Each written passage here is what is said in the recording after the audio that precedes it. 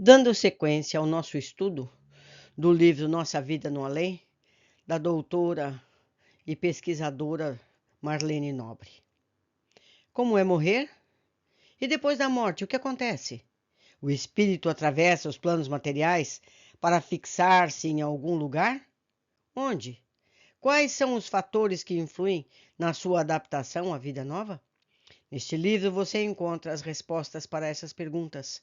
E se você está chegando agora, vá à playlist, veja desde o primeiro vídeo. Caso Adelaide, que está em Obreiros da Vida Eterna, no capítulo 11 e 19. A equipe do assistente Jerônimo estava incumbida ainda de levar mais duas senhoras, Albina e Adelaide. Eu esclareço a vocês, nesse livro, essa equipe vem buscar várias pessoas. Então, são esses os vários casos que eles recolheram essas pessoas para levar para o mesmo lugar.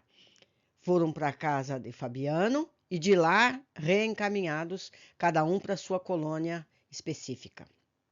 Albina, senhora de convicção presbiteriana, de valiosos dotes morais e espirituais, havia conseguido, porém, graças às orações de intercessão de seu neto, ainda criança, a moratória de alguns meses para permanecer na vida física. De modo que não foi nessa expedição que Albina foi liberada. Constatamos assim que a morte física pode ser adiada conforme o merecimento da criatura encarnada e daqueles que a amam, tanto no plano físico quanto no espiritual. Adelaide era professora dedicada, amparara maternalmente os órfãos da instituição espírita cristã, onde morava e dava assistência por decênios. Havia desenvolvido tarefas no campo da mediunidade, socorrendo os enfermos, apesar de duras pedradas recebidas por causa do belo trabalho desenvolvido em favor do bem. Por tudo isso, ela estava apta a realizar uma desencarnação rápida, sem dar maior trabalho à equipe, segundo a observação de Bezerra de Menezes, seu guia espiritual. De fato, o único empecilho que teve de ser contornado foram os pensamentos de retenção dos amigos e colaboradores encarnados que não a deixavam partir. Então, meus amigos, vejam bem a responsabilidade de todos nós que, por egoísmo, prendemos as pessoas que amamos, fazendo com que elas sofram situações desnecessárias no momento da passagem da vida física para a vida espiritual. Depois que essa redoma de material mental foi retirada de seu quarto de dormir, pela conscientização dos queridos cooperadores de que sua missão chegara ao fim, Adelaide pôde, enfim, desprender-se, e o fez de uma maneira inesperada. Ela mesma, sem assistência de Jerônimo, desligou os centros perispiríticos do plexo solar e do coração. A ocorrência singular, que provocou o espanto de André Luiz, foi esclarecida por Jerônimo. A cooperação de nosso plano é indispensável no ato conclusivo da libertação. Todavia, o serviço preliminar do desenlace do plexo solar e mesmo do coração pode, em vários casos, ser levado a efeito pelo próprio interessado, quando este haja adquirido, durante a experiência terrestre, o preciso treinamento com a vida espiritual mais elevada. Vejam, meus amigos, quanta diferença, não é? Na desencarnação de Adelaide foi assim. O assistente só interferiu no momento de cortar o cordão prateado à altura do cérebro. Antes de partir para a casa transitória de Fabiano, a grande servidora de Jesus orou, agradecendo as células de seu corpo pelos abençoados anos de aprendizado na crosta. Como constatamos, não se verificam duas desencarnações rigorosamente iguais. Isso está em Obreiros da Vida Eterna, no capítulo 15. Por milênios consecutivos, o homem ensaia a desencarnação natural, progredindo vagarosamente em graus de consciência após a decomposição do corpo somático, ou seja, do corpo físico. Isso está em Evolução em Dois Mundos, no capítulo 12. Então, meus amigos, vocês podem ler esses livros que nós estamos citando aí no canal, ou em papel, ou em PDF, o que seja. Porque aqui vai narrar como é que foi a transferência dessas pessoas que eles estão ajudando a desencarnar para a casa de Fabiano. Como cada um se comportou durante a, entre aspas, viagem. Entende? Vocês vão ver como é diferente o que foi preciso ser carregado, o que foi por seus próprios meios. Vale a pena a leitura ou escutar aqui no canal. Continuando. Recapitulação. Hipermnésia pós-mortem. A visão panorâmica, com todos os lances da existência finda, mesmo daqueles julgados mais insignificantes, é obrigatória para todos os desencarnantes indistintamente. Faz parte do morrer ou do programa natural da desencarnação. É conhecida nos círculos espirituais como síntese mental. Assim como recapitula, nos primeiros dias da gestação, todos os lances da sua evolução filogenética, a consciência examina em retrospecto, de minutos ou de longas horas, durante o coma ou cadaverização no veículo físico, todos os acontecimentos da própria vida, nos prodígios de memória a que se referem os desencarnados quando descrevem para os homens a grande passagem para o sepulcro.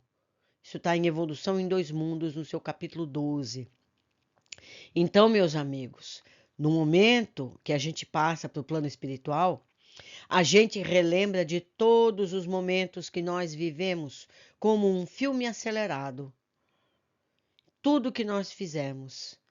Então, esse é o juízo. Nós fazemos o nosso juízo de tudo que fizemos de bom, de mal, de certo e de errado. Entenderam? Diz que em todos os casos isso é assim. Vamos continuar.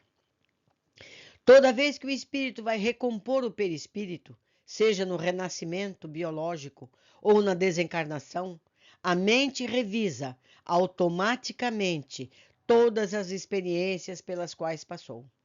Age dessa forma, imprimindo magneticamente às células que se desdobrarão em unidades físicas e psicossomáticas no corpo físico e no corpo espiritual, as diretrizes a que estarão sujeitas dentro do novo ciclo de evolução em que ingressam. Em linguagem moderna, é como se a gente fizesse download de nossa vida para um pendrive espiritual para que ele siga conosco.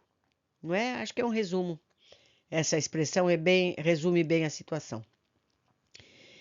Os inúmeros testemunhos de desencarnados que apresentaremos nos capítulos posteriores e os das pessoas que passaram pela experiência no limiar da morte asseguram a veracidade dessa revisão panorâmica, ou seja, do filminho acelerado.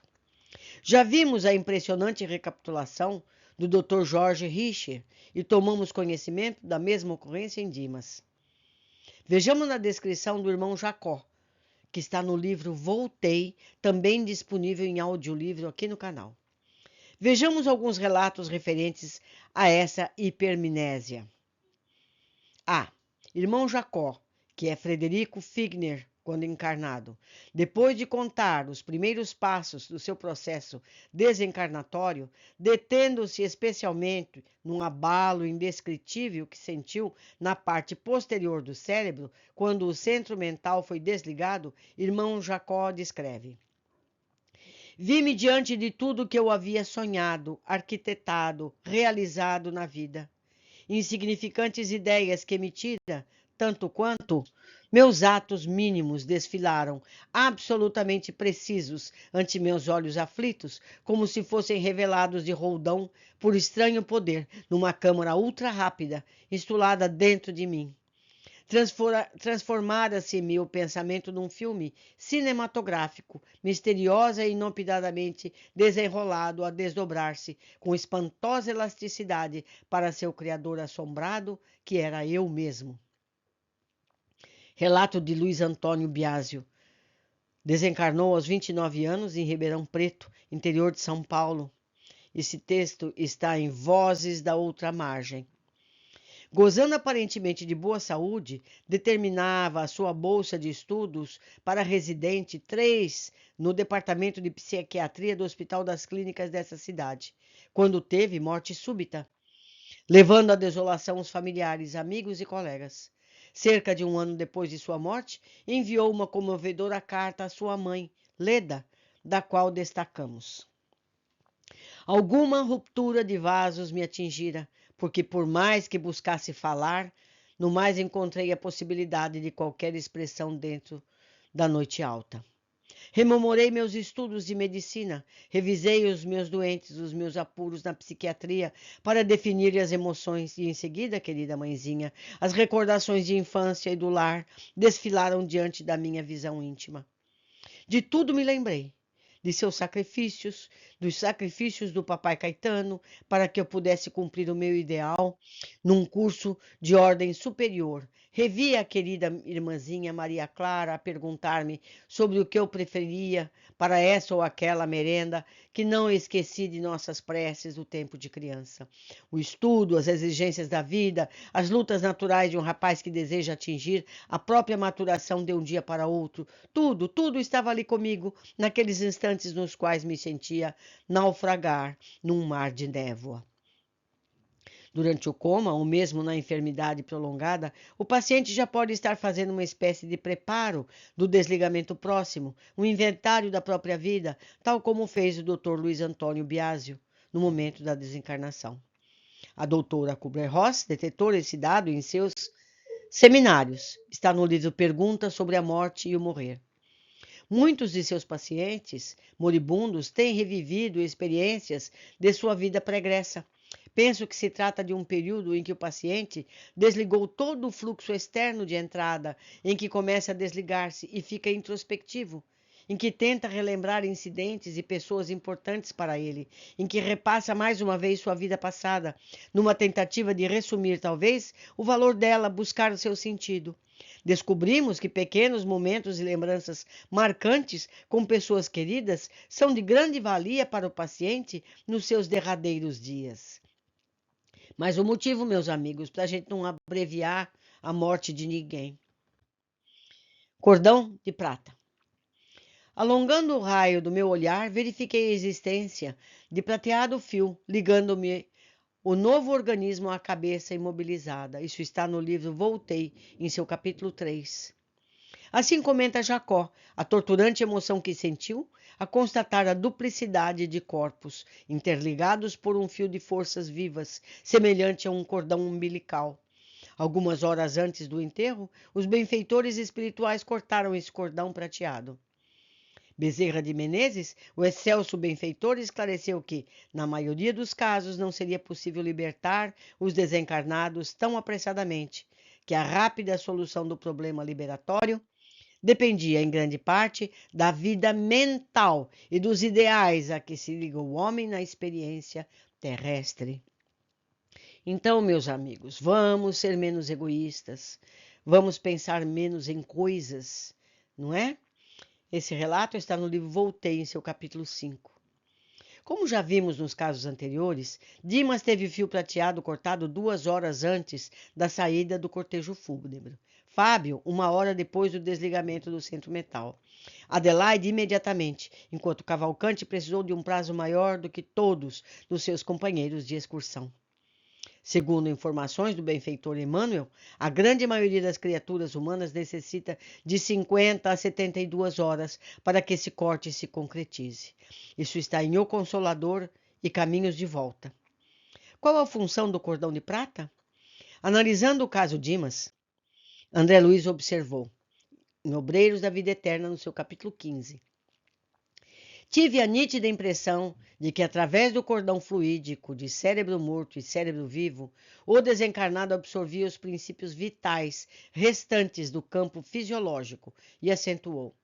O apêndice prateado era a verdadeira artéria fluídica, sustentando o fluxo e refluxo dos princípios vitais em readaptação.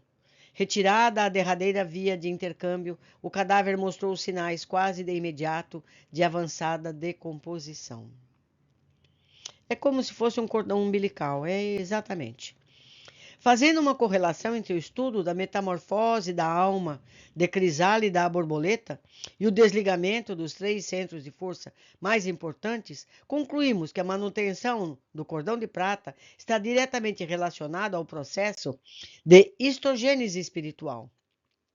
O perispírito, que serviu de intermediário ao espírito para modelar o organismo biológico e atuar sobre ele, tem agora de passar por modificações estruturais, especialmente do aparelho digestivo, sistema digestório, os músculos, para servir-lhe de veículo na vida no além.